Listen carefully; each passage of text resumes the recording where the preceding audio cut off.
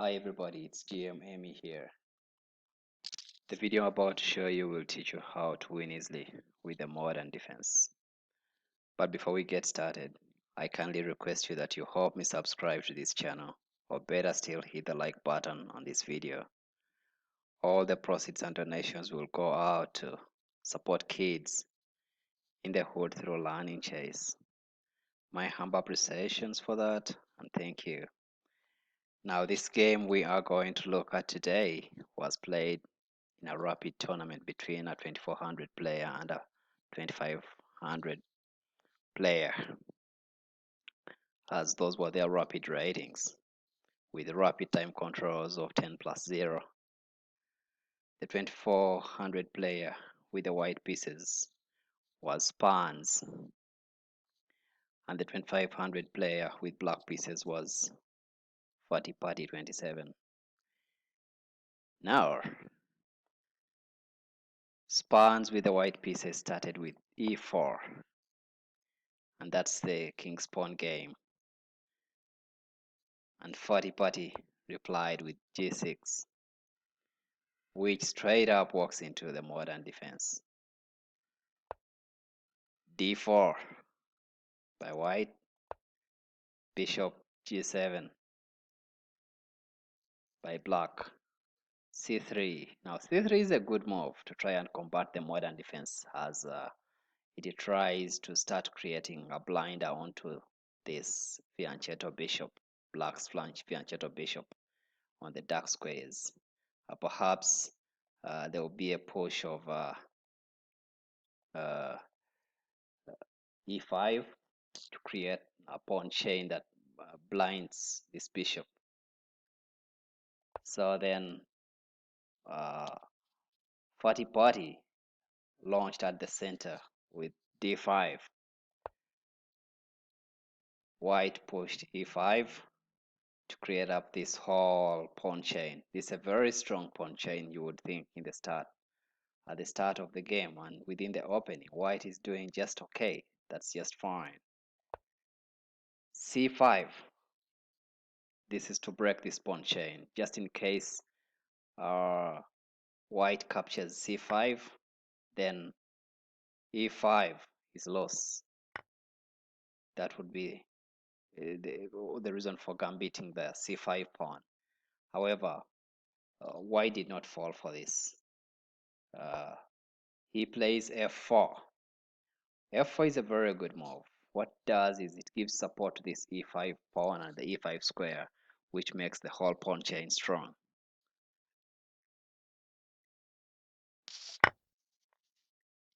Black captures on d4, and this is where one has to be very careful, and this is the first trap of the game. Now, in this game, white took a few minutes and thought that capturing with the queen was the right move, but this is an inaccuracy. Best was to capture with the c pawn. Capturing with the c pawn, one leaves the queen back at its base, and you don't have to bring it quite early in the game that it would face the development of the c6 knight in tempo. So black made that inaccuracy, and he picked with the queen. Rather, white with the queen. Queen captures d4. Had he captured with a c pawn, that's c times d4, perhaps the game would have continued as knight h6, knight c3, or even knight f3. None, either two could go on with the game, and the game would go on smoothly. But let's go with knight c3. Then you would have bishop. You would have knight c6, and then bishop e3, which the game is almost equal. Yes, black has equalized, but it's really playable here. You would have knight g4 relocating, trying to attack this dark squared bishop we'll also start looking at these squares on the king side. But you don't want to lose this bishop, so you have to have the bishop uh, draw back to c1, as that would be the move. Uh, However, in the game, like I said,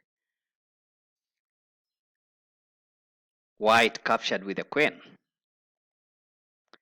and the queen was subjected to tempo. The tempo development of the knight. So knight c6, knight c6. To have the queen staying on the d4 square here, the only way you can do that is by pinning this knight with the development of this bishop. You develop bishop b5, which pins the knight. This knight is under pin, so it cannot pick here. It cannot pick the queen, even if it's so wanted. Even if it's so wanted, that move is very illegal. We then had knight. We then had knight h6, knight h6. What this does is you're developing a piece and also preparing a place to castle.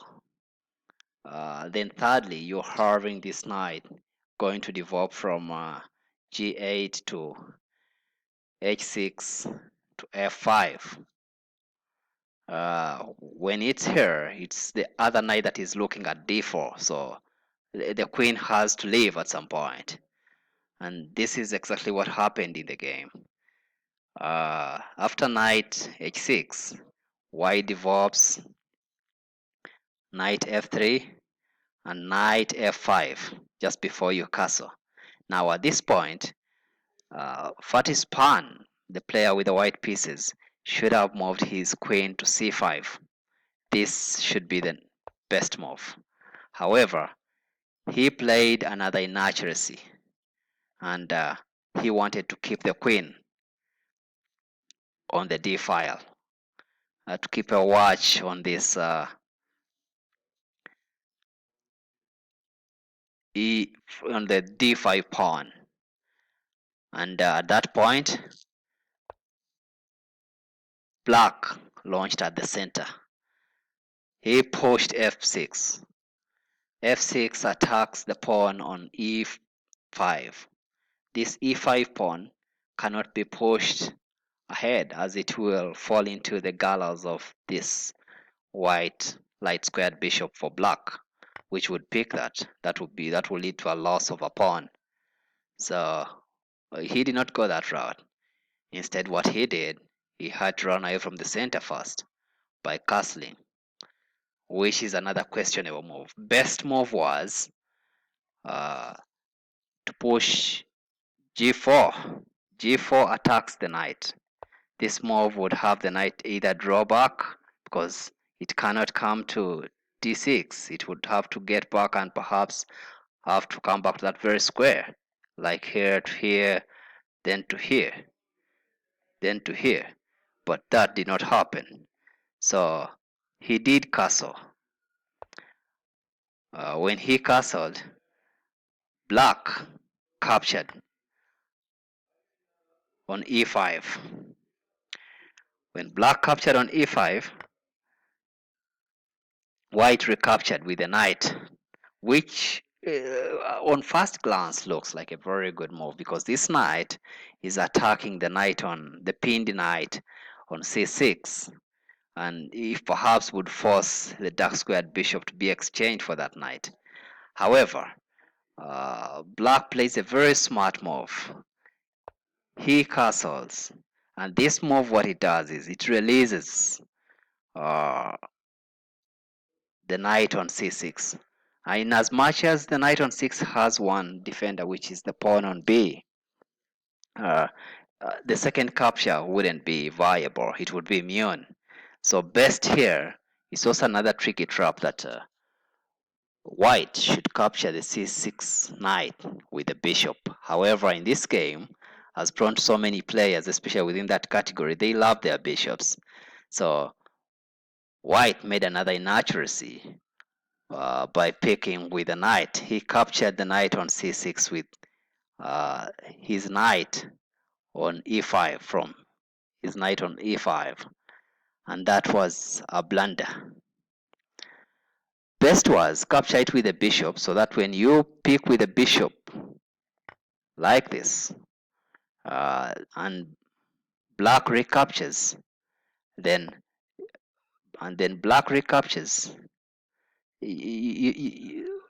black can't side to recapture actually, or he would side to check with the queen. Recapturing would be good for the other games that you can recapture here, and then you cannot have the knight recapture this pawn, because then you would fall into losing a piece, having the queen fork the king and the knight, which is literally close to what happened, but this time around in reverse.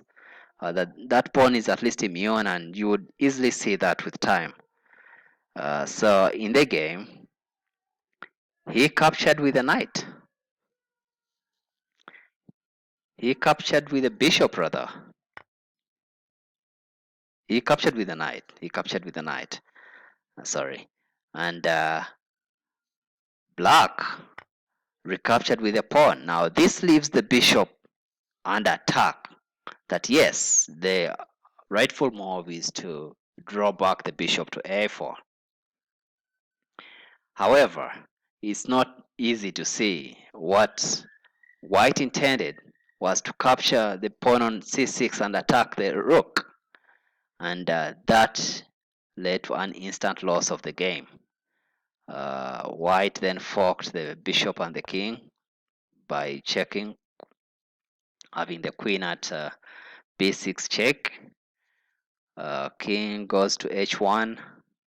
However, queen captured the bishop, and this is over. This is almost a -6 point lead at this point.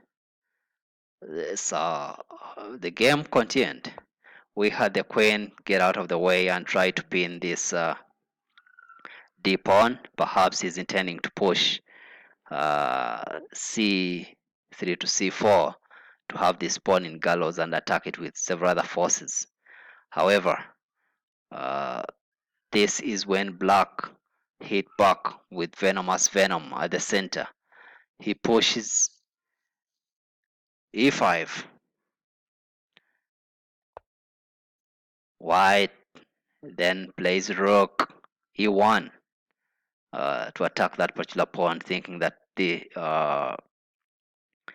black would capture, and then he recaptures with the bishop while developing his piece.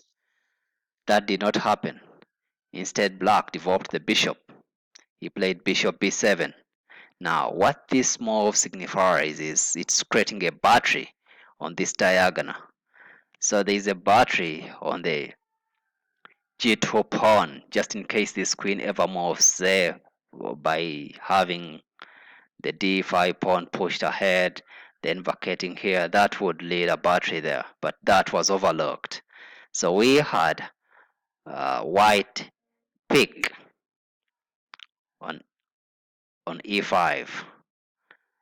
When white captured on e5, it led to a sequence here, and I don't know whether you can see that sequence. I'll pause for a minute just so you can guess what black plays here.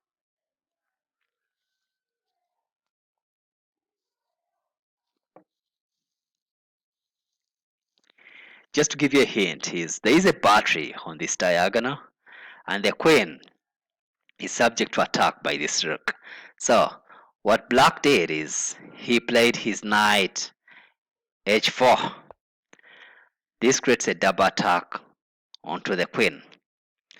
The rook hits the queen, the knight hits the queen, but most importantly, the knight is also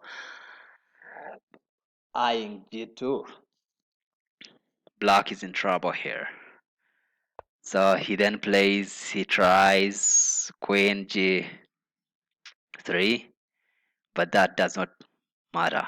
So a mere unblock of this diagonal leads to almost a mate, as this knight is immune. The queen is defending g2, so no need to defend this knight as well, as the queen will never leave the g3 square. So then d4 is thrown in to open up the diagonal for the queen and bishop battery. You cannot capture that pawn. All you can do is to add forces to protect g2. Either you play knight, or rather rook e2, or rook e2, or you play rook uh, g1. However, in the game, white chose to play, either way you're lost, but in the game, white chose to play rook e2. And this leads to a very serious combination where it's a mate in one. It's a mate in one. It leads to a mate in one with just rook e1. However, let's look at another variation. When you look at rook g1, after the d4 pawn, rook g1 falls into another serious sequence, and this is the sequence right here. Yeah, it falls into knight times g2, which knight times g2. You can choose to pick using any piece you use to pick, doesn't matter, whether rook or queen. You would pick using the rook, and he would pick using the queen. When you pick with the queen, then you get mated. Such a serious sequence. What a game. Winning easily with a modern defense. Again, don't forget to subscribe to this channel, or better still, hit the like button just so you can support kids from the hood through learning chess. Thank you. Look forward to my next video.